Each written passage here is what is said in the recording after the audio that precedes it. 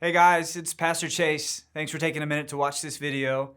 I just want to give some updates and encouragements to everyone serving in all our hospitality oriented ministry teams here at DSC. That includes you greeters, coffee team, ushers, the parking team, anyone who helps members and visitors of our church feel welcomed and served as they join us on Sunday mornings. In Romans chapter 15, verse 7, the Apostle Paul writes, "Therefore, welcome one another as Christ has welcomed you for the glory of God." And I think it's worth pointing out that in the very next verse, in verse 8, Paul starts to talk about how Christ became a servant for us. So welcoming others is not something that just happens without intention. It requires service. It is a work. And I'm so thankful for the work that each of you does for our church in this ministry. As we're about to transition back into our auditorium and move down to one service, your ministry is going to be more important than ever. You've probably already noticed that we've had tons of new visitors coming to our church, and we praise God for that. And when we open up our new space and we start offering more ministries like equipping classes, we only expect that to increase. Then add to that, with everybody coming to one service at the same time, we'll easily have more than 700 men, women, and children all trying to navigate our building all at once. That can feel really overwhelming to someone who's coming to our church for the first time, especially if they're not a believer. So I want to start right there, imagining the experience of someone coming to our church for the first time. Maybe they live right here in our own neighborhood, and they've got a lot going on in their life. Really picture this person. Maybe they're burdened by financial worries or a marriage that's falling apart.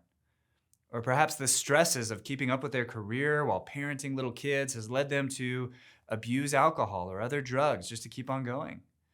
Maybe they're struggling with deeper questions about life and death and meaning in the world. Whatever it is, this imaginary neighbor of ours, they've begun to realize that they need help. And then they wake up on one Sunday morning and they decide, that's it. Today's the day. I'm going to go to church. They've never been to a real church before, but they've got a friend or a family member who's been telling them that they need to find one. And they remember that every day they drive past this church just down the street, right on the corner of Vista del Norte and Osuna. And they say, that's it. I'm going to go to Desert Springs Church. They look online. They see that our services start at 10 a.m. They get dressed. They get in their car. And here they come. Can you imagine that happening to one of our neighbors? Now, this is what I want you to keep in mind. That neighbor getting up the courage to get in the car and drive to our church, that should be the hardest part about their decision. After that, we should make everything else about their visit as easy and welcoming as possible. When they get to our parking lot, they should be able to find a parking spot without any trouble. When they walk up to our front doors, they should already be open, and someone is standing there greeting them with a smile. And when they walk inside our building, they should have no trouble finding out exactly where they have to go. And they should not leave on a Sunday morning without having a clear idea of what they can do next to get more information and to start getting more connected. Now, some of this is a church-wide culture that we will continue to try and develop. I really do want every member of our church to view themselves as part of our welcoming team. No member of DSC should see a person standing by themselves and not feel like it's their responsibility to go and greet them. But you and your specific ministry roles are the leading edge of us creating this culture in our church. If we want every member of our church to be part of our welcoming team, then you all are the leaders in setting the example for what that looks like. So to that end, I want to let you know about a few changes that we're making to our hospitality structures and systems so that you can be more effective in helping us achieve this goal. So first, beginning on the 15th, you'll notice our 2 new Welcome Center kiosks. So these will be located on either end of the main foyer, right at the east and west entrances. And we're going to have a pair of volunteers at each of those kiosks. And if you're assigned to work there, you have one job: to be on the lookout for new people. Try to identify people who are walking into our building who don't look like they've been here before, who don't know their way around. And your job is to just smile, walk up to them. Don't wait for them to come to you. Walk up to them and ask if there's any way that you can direct them to where they need to go next. You're sort of like the hostess at a restaurant. You're making sure that they know their way around the building. You're directing them to the coffee bar or the DSC Kids check-in counter or the auditorium. Once they get there, then the coffee team or the check-in team or the ushers, they're like the waiters in the restaurant, but you've helped them get to their table where they need to go. Another change that you're going to notice is that we're switching everyone to wearing brightly colored lanyards. We hope this just makes you more visible and it helps new people more quickly identify who they can go to for help. Something else that's new is we're going to be talking a lot more and using new connection cards. Memo has helped us beautifully redesign these cards so that they're more noticeable and they're less complicated to fill out. So it just asks for basic information from a visitor, and it has a place for them to check their interest in various ministries and a spot where they can submit comments or prayer requests.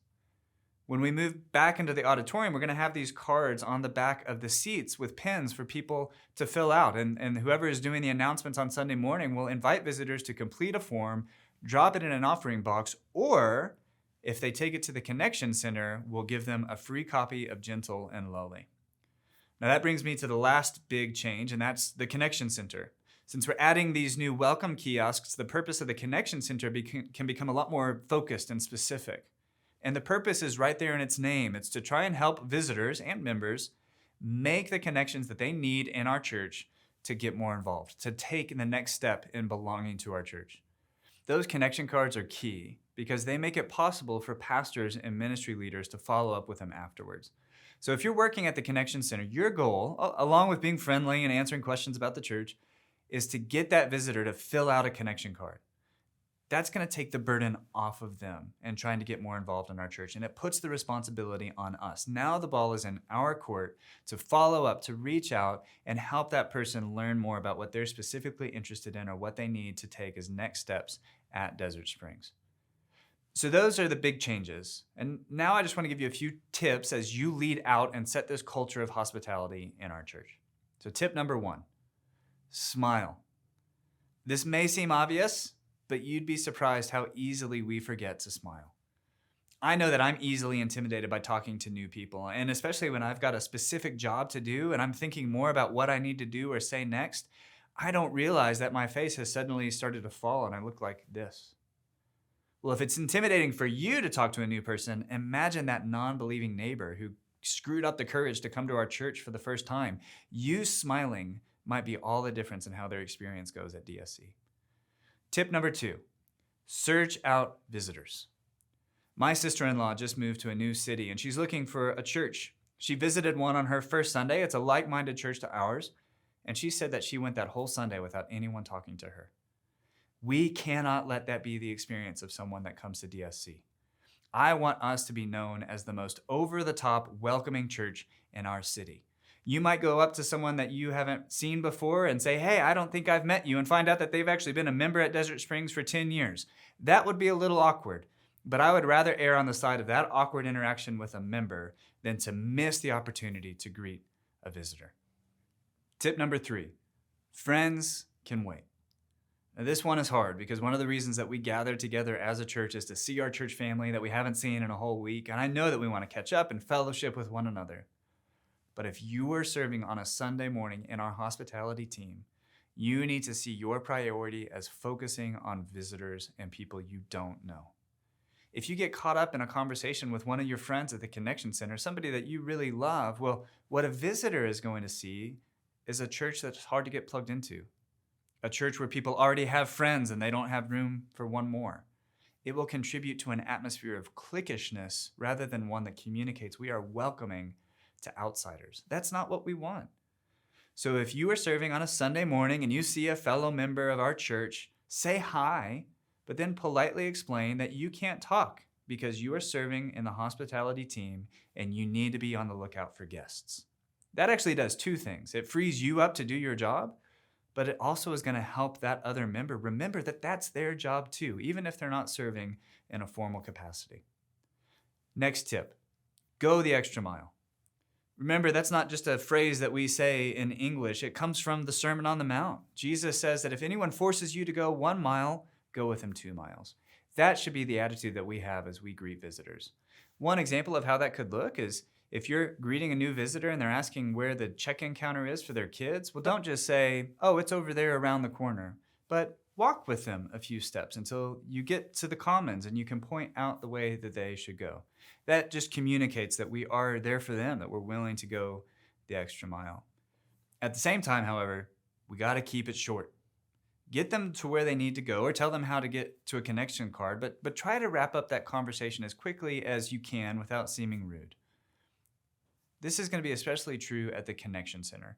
I know it's easy to get into a 30-minute conversation there with visitors who want to know everything about our theology and our life as a church.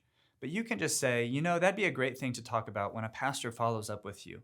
And then you point them to the connection card. We don't want to get caught up in long conversations that keep us from talking to other visitors. So then another tip, make connections, especially with other members in our church. If you're talking to a new member and they have kids and you see another member family walking towards the DSC Kids check-in counter, you might just stop that member and say, hey, Jim, these are first-time visitors to our church. Can you show them where they need to go? Can you walk with them? Again, that's going to help create that culture that we're looking for. And last tip, connection cards. I'm going to say it again just so you have it in mind. Always try to get a visitor to fill out a connection card. Ask them if they've filled one out. Have some handy at your kiosks with a pen ready. Go with them to the Connection Center so they can drop it off. These connection cards will be the best way for us to provide follow-up and care as they need. So that's it. Like I said, this is going to be a big adjustment for our church, and there's going to be lots of kinks that we're working out. Let me say that if you start serving and you see things or you have other ideas for how we can do this ministry better, please don't hesitate to let me know or one of our deacons or other pastors. You can help us shape what this ministry looks like. You're the ones that are on the front line. I want to say thank you to all of you who are serving, and a big thank you to Matt, Rick, and John, our deacons who helped make all of this possible. I'm grateful for all of you. Thank you so much. Keep up the good work, and I'll see you on the 15th.